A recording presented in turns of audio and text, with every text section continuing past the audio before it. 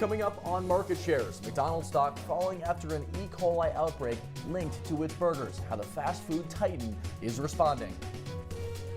And no blue skies in sight for Boeing after striking workers reject a new contract. What's next for the company? And the NASDAQ rallies to a record high as the rest of the major indexes struggle. Hold on to your wallets because market share starts right now.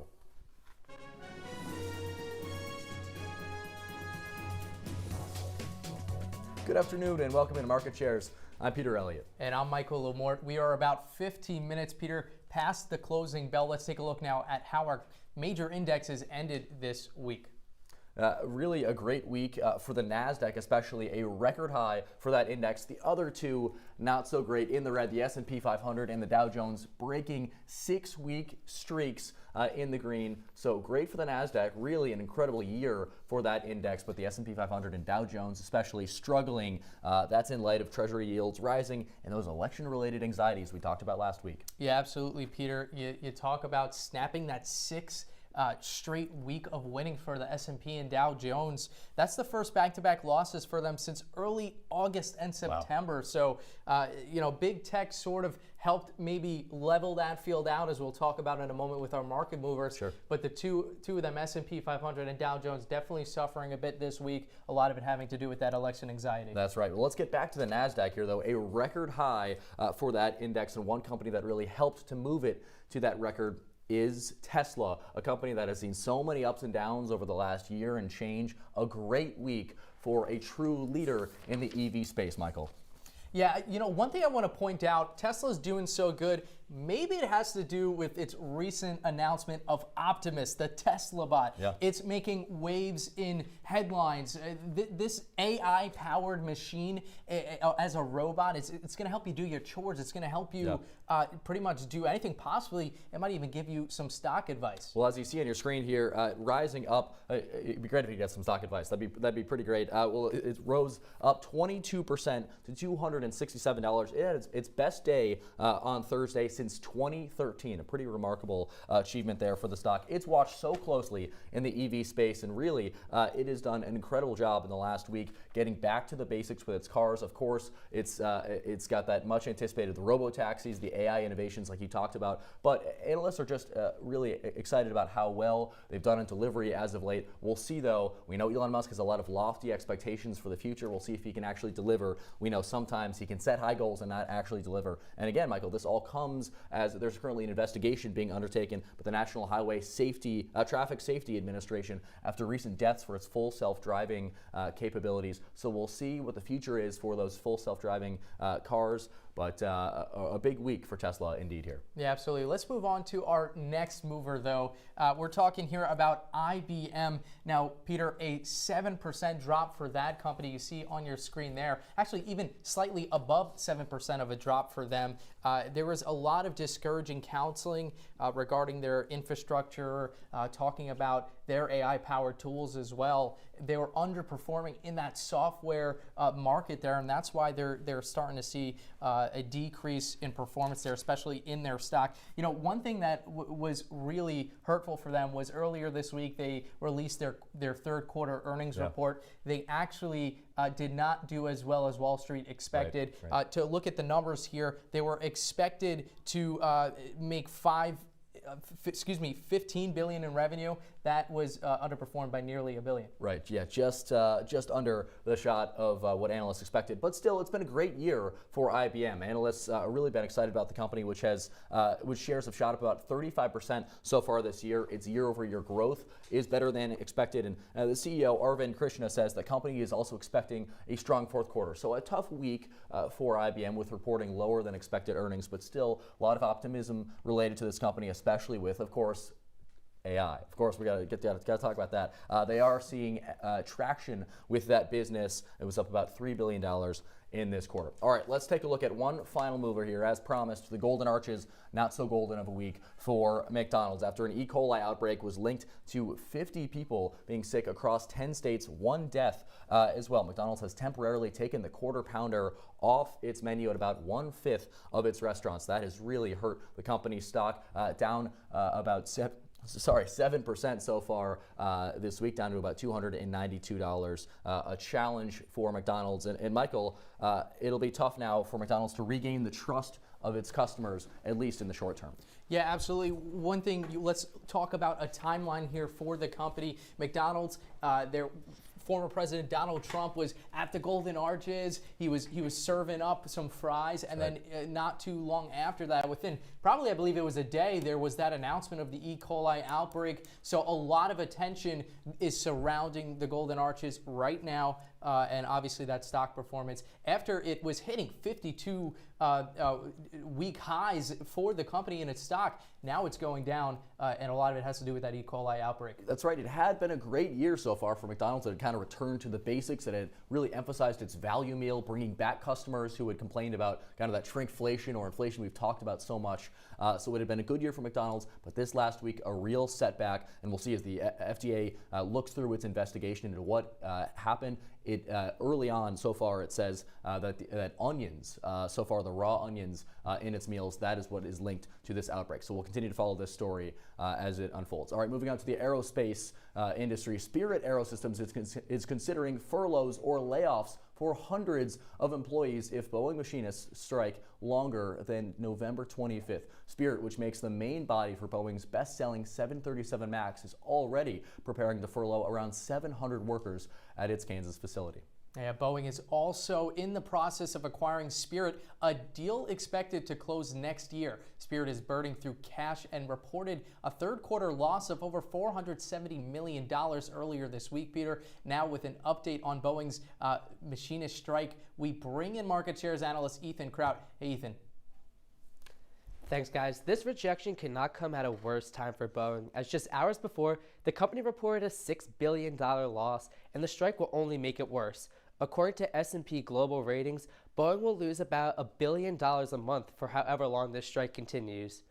The new CEO, Kelly Ortberg, gave an interview yesterday before the vote. Here's what he had to say and what needs to change within the company. And then underlying all that is culture change. And we're off doing that. We're reevaluating the values in the company. And we really need to embark on a culture change that is something more than just a poster on the wall. It's really going to guide how the company behaves day in, day out. Now, a lot has been said about the apparent culture at Boeing, especially with the recent upticks in incidents involving their aircraft. Let's take a look at this new labor deal the machinists rejected Wednesday. The deal included a 35% wage increase over the next 4 years, a $7,000 ratification bonus, and increased 401k contributions. Now, despite this, the deal was rejected by a 64% margin of the union. And taking a look at the Boeing stock, it's in a rough year for the aerospace company. The company year to date has seen its stock lose nearly $100, which is around 40% of its overall value. The company is down around 1% today. All right, Ethan, great to have you on here. Now, you talked about some incidents that were surrounding the company Boeing, and we've seen them make headlines a lot recently. Walk us through what are some of these incidents and what has really brought the Federal Aviation Administration in to investigate? Yeah, so just looking at this year, their 737 MAXs were grounded for a second time in their short lifespan as an aircraft. That dates back to when the Alaska Airlines plane, I remember back in January, the door blew off the plane mid-flight. You can see on the videos right there. That's not the only incident. There were many others, including landing gear falling off the plane mid-flight. Yeah. But all this led the FAA to start investigating Boeing, and what they found was Boeing failed to comply with manufacturing quality control requirements, and there's also a culture of concealment where they weren't fully telling the pilots or different people along the production line what exactly needed to happen. And that's something that you, I think, could understand talk in that interview we saw with the CEO, Kelly Ortberg. I think that's something that he was trying to message to investors saying, hey, this is the start of change here at Boeing. And Ortberg only joining the company back in August, so it's been a rough start to his tenure as CEO. All right, Ethan, one final question here. Yeah. Boeing has lost tens of millions of dollars a day so far throughout this strike. Do you see any timeline for a resolution to this strike? So it's interesting to look at. Machinists rejected this, and Boeing really needs to get this figured out right away. As I said, they're losing $1 billion a month if this keeps going.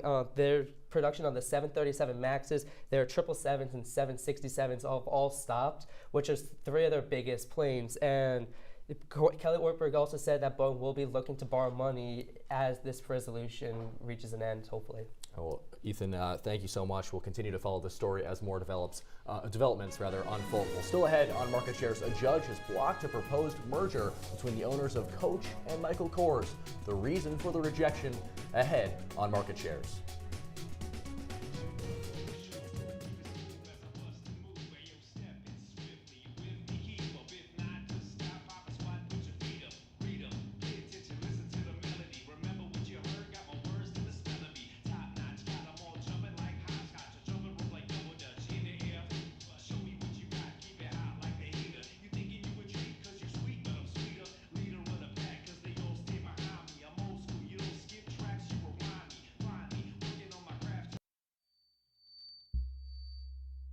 Women are bad with money.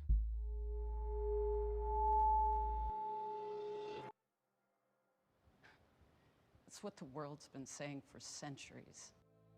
But now, We've got something to say. Save it. Save the old-fashioned advice, the empty excuses. It's all worthless, unlike us. To our fellow females, it is time to save ourselves by saving our money. Contributing to our futures. Investing in our independence.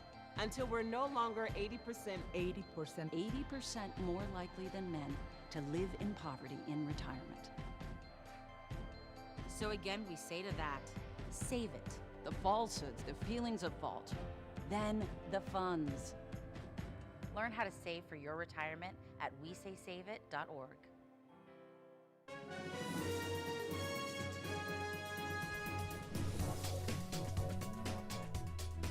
All right, welcome back to Market Shares. The New York Stock Exchange has announced plans to extend trading on its electronic exchange to 22 hours a day. This announcement comes after interest in all-day trading has risen in recent years. Under the new plan, trading would open at 1:30 a.m. and close at 11:30 p.m. during the week. Currently, trading starts at 4 a.m. and goes until 8 p.m. The head of markets at the New York Stock Exchange stated that the expansion, quote, underscores the strength of our U.S. capital markets and growth demand for our listed securities around the world, end quote. Can people sleep at any point in between those markets? Well, anyway, 3 members of the LA Times editorial board have resigned, including the leader of the board. It comes after the newspaper's owner blocked the board's plan to endorse Kamala Harris for president. Editorial writer Robert Greene explained in a statement, quote, I recognize it is the owner's decision to make, but it hurt particularly because one of the candidates, Donald Trump, has demonstrated such hostility to the principles that are central to journalism, respect for the truth and reverence for democracy, end quote. The owner of the newspaper, billionaire Patrick Soon-Shiong, responded, saying that backing a candidate would just add to the partisan divide in the country. The LA Times has endorsed a candidate in every election since 2008. The Washington Post also announced earlier today that they will not be endorsing a candidate for the first time since the 1980s. That was also a decision made by the paper's billionaire owner, Jeff Bezos. And a federal judge has blocked Tapestry's acquisition of Capri. The processed merger would put 6 brands, Coach, Kate Spade, Stuart Weitzman, Versace, Jimmy Choo, and Michael Kors, under one brand. Tapestry stock surged 10% after the order was filed, while Capri's plunged about 50%. The FTC argues that if the company merger will take place, that it may harm consumers by making the handbags more expensive and will also leave employees with worse salaries. The companies argue that they are not each other's main competitors and that shoppers have more options than ever. The U.S. Consumer Financial Protection Bureau took a bite out of Apple and Goldman Sachs this week, fining the two companies a combined $89 million. The penalties are related to their Apple Card partnership. The Bureau says the companies delayed refunds for customers on disputed transactions and misled purchasers about interest-free payment options. The bank reached a resolution with regulators. Apple says it disagrees with the agency's view of its conduct, but it also agreed to resolve the issue. Apple Card was introduced in 2019 and claims more than 12 million cardholders. All right, sticking with Apple, another hit for the company as the tech giant was forced to cut orders for its iPhone 16 by about 10 million units, according to a supply chain expert. Apple stock falling about 2% as a result on Wednesday now. Industry analyst Ming-Chi Kuo reported that these reductions will be for the fourth quarter of this year and the first quarter of next year. He says that the iPhone 16 sales are also being impacted by the anticipation for the iPhone SE 4, which is arguably less expensive despite Apple unveiling new AI innovations. KWO says more significant hardware innovations are necessary for greater sales. A new chapter in the battle between artificial intelligence and AI. This week, a lawsuit was brought forth alleging Perplexity AI stole information from news organizations. Our Alex Burstein joins us here in studio. Alex? Hey, Michael. Yeah, on Monday, Dow Jones and the New York Post sued Perplexity AI, saying the artificial intelligence company steals content illegally. And it wasn't just an article here or there. The news organizations allege, quote, massive amounts of illegal copying from work that is copyrighted. While Perplexity aims to be an AI search engine, it's different than a server such as Google. While Google is how just you can search for articles, the issue arises with how the information is used. Traditional search engines allow users to go directly to the articles, but AI interfaces can take the information from the articles and use it without permission. This bypasses paywalls and uses copyrighted reporting freely. While the facts aren't copyrighted, how they are written and presented is. So this News Corp, the parent company of both organizations, described it by saying, quote, Perplexity has willfully copied copious amounts of copyrighted material without compensation and shamelessly presents repurposed materials as a direct substitute for the original source. This isn't the first time Perplexity has been wrapped up in media controversy. Both Forbes and the New York Times have accused the company of stealing work. This exact issue goes back to July when Dow Jones and the New York Post say they first reached out about the issue, but the lawsuit alleges there was no response. That led to a situation like this. Alex, really interesting stuff here. We know AI is still relatively so new. Is there any precedent to an issue like this? Well, both sides of the issue right now, the news organizations and these AI companies, are really trying to figure things out right now. There's been hearings in Congress. Here's a clip from this past May when there was a hearing on this exact issue.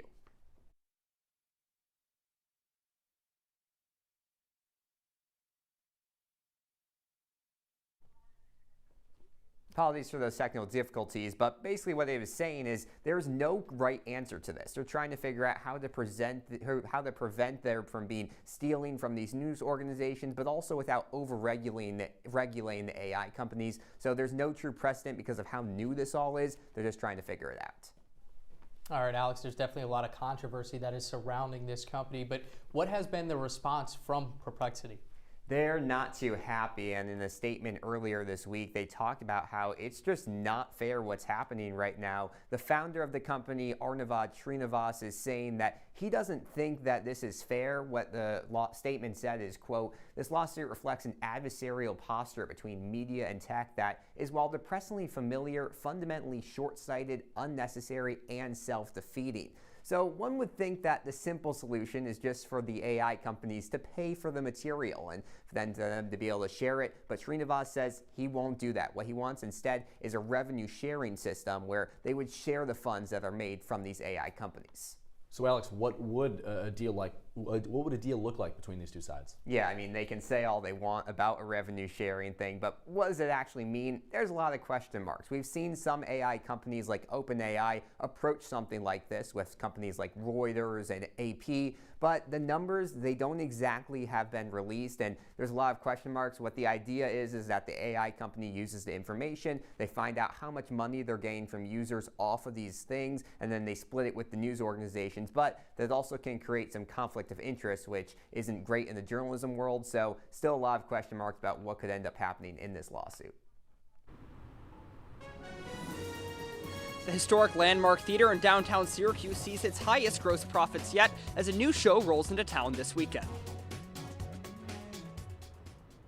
My son's school even do it. He makes fun of his friend who vapes. He would never try it.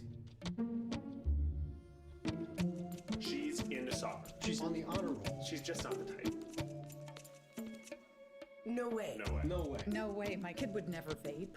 Get your head out of the cloud. Today, nearly 8,000 kids will start vaping.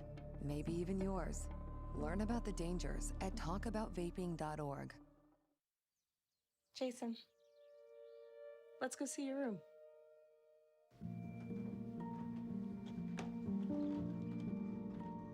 What do you think? We kept it a little spare, so you can decorate it how you like.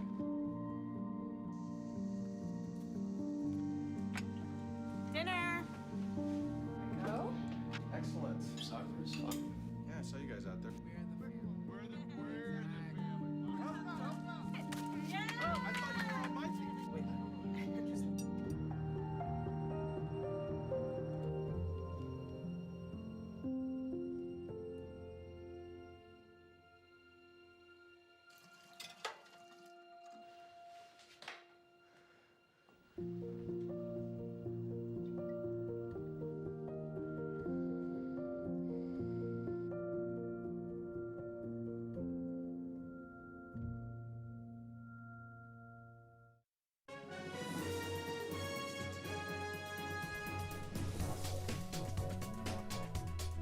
All right, welcome back to Market Shares. You guessed it, more AI. This time, it's making its way to Wall Street. Morgan Stanley is expecting the use of OpenAI-powered generative tools to its investment banking and trading division. The tool will allow users to extract answers from all across Morgan Stanley's research. We're talking all types of useful information on stocks, commodities, industry trends, and regions, simplifying those mundane and stressful tasks of putting together research from over thousands of the company's reports. It now saying nearly 40,000 of Morgan Stanley employees, that's roughly half, are using these generative AI tools. That number only expected to increase now as Morgan Stanley pushes for a boost in productivity. I think we've hit our AI quota for this week's show. Well, big changes are coming to Disney's leadership. The company announcing in a statement it will name a successor to CEO Bob Iger in early 2026. The Mouse also announcing that James Gorman will replace Mark Parker as the company's next chairman in January. Gorman joined the media giant's board about a year ago and was named head of the succession planning committee last August. The company trying to get things right this time around. You may remember Iger stepping down a few years ago for his hand-picked successor Bob Chapek, only to take over again after Chapek's tenure was widely criticized. Iger's contract runs through December 31st, 2026. And those seasonal pumpkin spice lattes, Peter, don't seem to be doing the trick for Starbucks anymore. The popular coffee spot released preliminary quarter results on Tuesday, and it shows that sales are falling yet again as the company tries to turn things around. The coffee giant's preliminary net sales fell 3% from last quarter to $9.5 billion. This now the third consecutive quarter that Starbucks same-store sales have fell, marking its steepest drop since the COVID-19 pandemic. Despite the drop in sales, the company's stock still trading well in the market, up just over 3% on the year. That's on me. I should have been buying more of those pumpkin spice lattes. Well, shares of Dexcom fell around 10% in post-market trading after the company released its Q3 report. The results beat analysts' expectations, but showed a decline in revenue year to year. Dexcom offers tools like glucose monitors for patients with diabetes. The company just launched its first ever over-the-counter product, Stelo, intended for adults who don't take insulin. And Syracuse's Landmark Theater is hosting the national tour of Les Miserables. The production cost $4.2 million to produce and replicates the hit Broadway show, which grossed over $1 billion in profits. While our Ben Bascuk is downtown with more on how this will impact local business. Ben. Yeah, right now we're standing in downtown Syracuse in front of the historic Landmark Theater. Now, they saw their best gross revenue this past production season, 2023-2024, with just around 150,000 ticket sales. Now, that follows a pretty rough 22-23 season where they sold just under 90,000 tickets. That was their worst ticket sales since 2015, but they're right back on track where they need to be with a lot of heavy hitter productions coming to town in the next couple months. We're seeing Hamilton coming in. That's one of the, not only the most gross musicals ever on Broadway, but in the history of productions. And Les Mis rolling into town this week and this weekend, definitely a family favorite. Now, a lot of that recovery can be credited to a $300,000 grant from New York State that they filed with, along with 13 other theaters in upstate and central New York. Now, they received the most money from that grant. That grant money was allocated on the basis of budget for the year. Now, the Landmark has a budget of around $3.5 million per year, and that matches their GDP output for the local businesses in the area. That output's around $3.6 million. Now, we have to remember, when people come to see shows, and local shows, especially here in central New York, they come from all over Canada. They're not just spending money on shows and tickets, they're spending money at restaurants and hotels, and they're definitely bolstering money and profits in the local Syracuse area. I know that when I see the show on Sunday, I'll definitely be catching dinner across the street here at Oh My Darling, spending quite a bit of money there. So definitely an exciting time for the theater scene here in upstate New York. That's all for me. Back to you guys in studio. All right, Ben, I know you mentioned Hamilton. I've seen it 3 times. I'll see it another 3 times when it comes here. But coming up on Market Shares, a popular snack brand is changing its name in effort to expand its audience. Stay tuned. Every time I hear the alarm bell go off in school, I think it's an air raid. A lot of houses in our neighborhood have been destroyed. I like to close my ears and sing songs whenever the bombs come close. I'm worried our new neighbors won't like us. But I know it's all gonna be worth it. I just want my family to be safe. But these are not my words. These are not my words. These are not my words.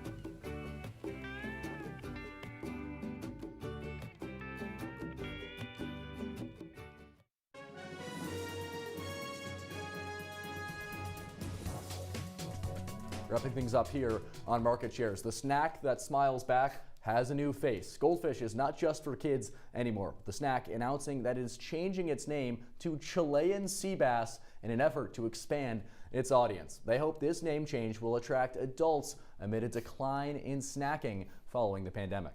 First of all, a decline in goldfish, crazy. Right. Now, despite this rebrand, the recipe and the appearance of the snack won't change. The new item will be sold online and be available for 1 week. So just a temporary change, Peter. Yeah. But Chilean sea bass, I don't know how appetizing that might be. I know, you don't often see Chilean sea bass in the snack aisle, but again, it's worth noting, this is not a permanent change. This is temporary, just online, but could be a nice, fun thing for you to order online. Are you a goldfish fan, Michael? I'm a big goldfish guy. You give me a box of those extra cheddar goldfish, Yeah. I don't know if it will last the night. Yeah, I think it's also worth noting here that this is a big change, a name branding change for a company also owned by Campbell's Soup Company. We mentioned earlier this year that Campbell's Soup Company dropping the soup in its name, and now a rebrand of sorts for goldfish going to Chilean sea bass. Yeah, one thing that I want to say, we're seeing companies do these rebrandings, but this one's not permanent. It's temporary. Right. We said that. Kind of reminds me of IHOP changing the name to IHOP. That's right. And how that became a trend on TikTok and people all rushing to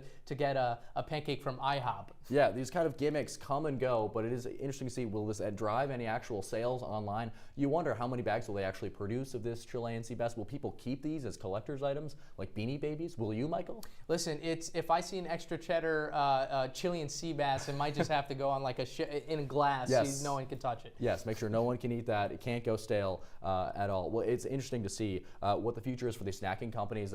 You've seen a decline in some of their sales after in the post-pandemic, a lot of shoppers going to those private label brands, rather, kind of like your Wegmans or your Target. We'll see what happens in the future, especially with companies like Goldfish. Yeah, you know, we talked about the shrinkflation as well, so that Yes. could be another part. Absolutely. Well, thank you so much for joining us here on Market Shares. I'm Peter Elliott. And I'm Mike Lamorte. Have a great day, Syracuse. Enjoy some goldfish this weekend.